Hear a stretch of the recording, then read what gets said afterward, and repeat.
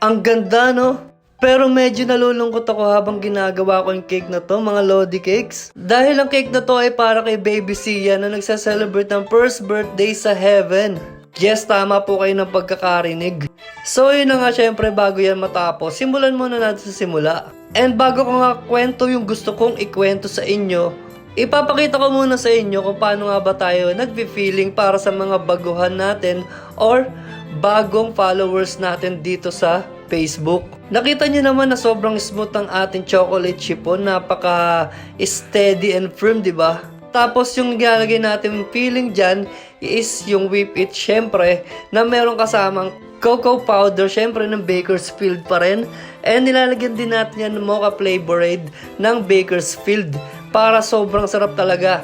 Tapos syempre bukod dyan, meron din tayo nilalagay na chocolate fudge it. Oh, san ka pa? Pero mga Lodi Cakes, huwag kayong mag-expect. Ito kasing ginagawa kong ganitong feeling ay para sa mga customized cake talaga tulad nito. Sa promo naman natin, halos same naman kaso medyo konti lang yung fudge it na nilalagay natin dahil malulugi naman tayo kung pati sa promo ay ganito yung gagawin natin. Alright, okay, last muna tayo.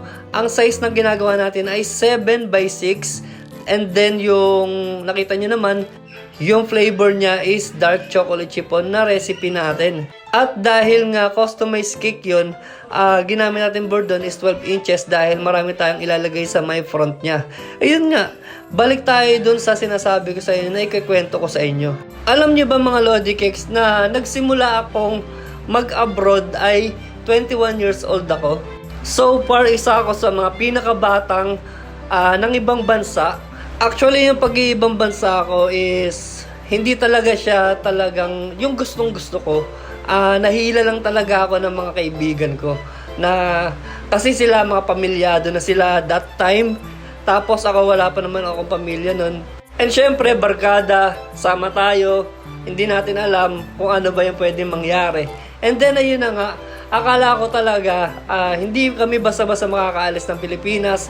Pero pagdating namin doon sa agency na pinuntahan namin, ay agad-agad ay tinanggap kami. And then pinag-process na kami ng mga requirements, tapos kung ano pa yung mga dapat gawin. So dahil 21 years old ako, tapos sa Saudi pa kami napunta, wala akong time para magkaroon ng long time relationship.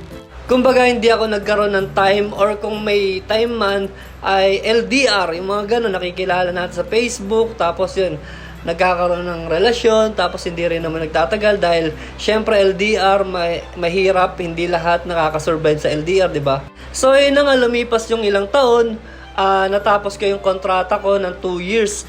And then, nagbakasyon lang ako sa Pilipinas. Tapos, ang pakiramdam ko that time is parang hindi pa ako ready na bumalik ng Pilipinas at magtrabaho ulit sa Pilipinas.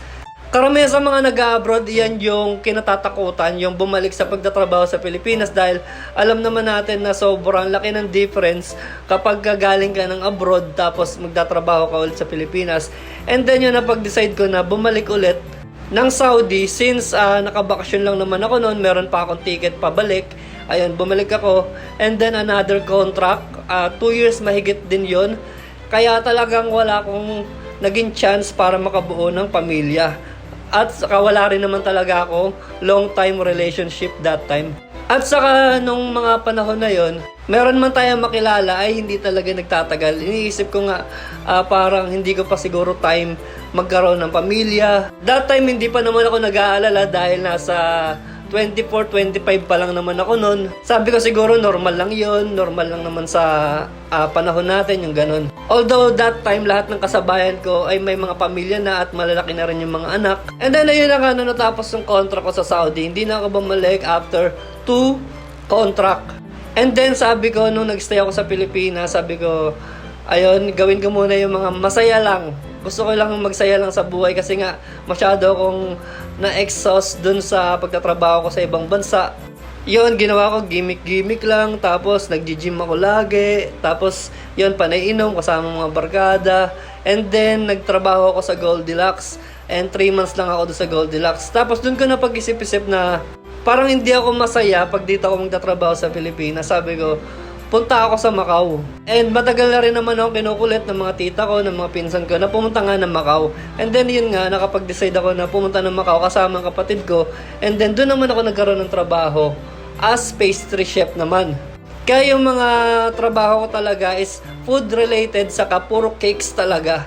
And then ayun na nga, hindi pa naman ako masyado nag-aalala noon dahil medyo tumatanda na nga, nagkakaedad na. Sabi, ang iniisip ko siguro ilang taon lang ako dito tapos bubuo na ako ng pamilya ko, ganun. And then ayun, doon ko na siya nakilala, yung si Ma'am She Cakes sa Macau. Tapos yun, after 2 years ng pagtatrabaho ko sa Macau, nakapag-decide na ako na mag-settle. Sabi ko mag-iipon ako para makapag-settle na. Tapos that time kasi hindi pa naman masyadong uso yung mga home bakers. Tapos sabi ko, yun, mag-i-start na ako ng business dito sa Pilipinas as home baker. Ang main reason ko talaga is gusto ko na talaga magka-baby. Gusto ko na magkaroon ng sarili kong pamilya dahil that time is may edad na ako that time eh. Nasa 29 na yata, 28, 29, ganun. Sabi ko, kung hindi ko pa gagawin ngayon, baka mamaya tumanda na ako na walang anak. Ayun yung kinakatakot ko kasi. Hindi ko naman iniisip yung sasabihin ng iba. Gusto ko talaga para sa akin. Iyon yung magiging reward ko sa sarili ko, magkaroon na talaga ng anak. Para syempre yung mga pinaghihirapan natin ay mayroon talaga makikinabang na anak natin. Anak ko pala, anak natin eh. No? So napakarami pa rin trial and error na nangyari that time. Kahit umuwi na ako ng Pilipinas, yun, nandun yung hindi kami makabuo. Tapos nakunan. Actually, pangalawang baby na sana namin si Baby Cakes. Pero naniniwala talaga ako sa kasabihan na there's a reason for everything. Yun nga, doon ako naniwala. Nung finally, nakabuo na kami. At yun na nga si Baby Cakes. Kaya sobra talagang iniingatan ko si Baby dahil treasure natin yan eh.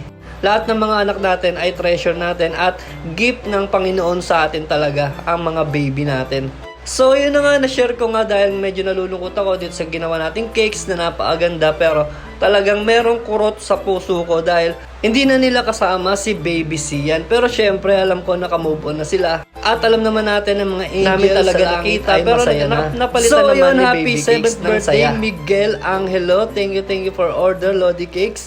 And ito na ang napakaganda at napaka-cute na cakes ni Baby Sian. Ayun, message ko lang sa'yo, baby, na sana kahit nasan ka man dyan sa heaven ay maging masaya ka at gabayan mo ang iyong mga magulang. Di ba napaka-cute mga Lodi Cakes na napakaganda ng cakes natin for today.